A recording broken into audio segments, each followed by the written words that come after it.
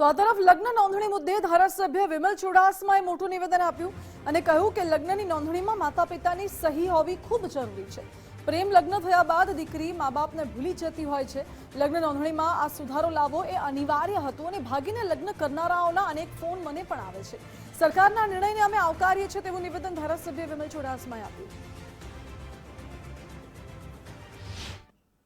मैं 16/12/2025 ना रोज पत्र में मुख्यमंत्री श्री ने लखेलो। मुख्यमंत्री श्री ने ए पत्र लखेलो कि आमा सुधारो थवो जोईए।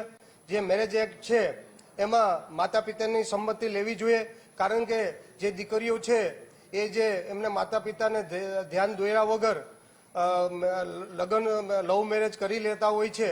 ज्यारे प्रेम लग्न करता होय त्यारे प्रेम लग्ननो विरोध नथी, पण ज्यारे मारो विस्तार होय के समग्र गुजरातमांथी मने फोन आवता होय के भाई मारी दीकरी छे ए सवारनी गई छे, सांज पड़ी छे, रात पड़ी छे, पण हजी पाछी आवी नथी अने त्यारे पोलीस चौके जता होय त्यारे तमे पोलीस चौके फोन कर दो कि मारी दीकरी बे दिवसथी मने मळी नथी अने त्यारे एमने 2 दिवस पछी खबर पड़े के एमनी दीकरीए प्रेम लग्न कर्या छे, एमने जाण नथी करी। त्यारे माता पिता पण अमने मळता होय, एमने हाजीहाजी करता होय के आ दीकरीने अमे नानपणथी मोटी करी छे અને અમારી દીકરીને મળવું છે કે મળવું છે ત્યારે દીકરી પણ એના માતા પિતાને મળવા માટે તૈયાર થતી ન હોય, એમને ઓળખવા માટે પણ તૈયાર ન થતી હોય।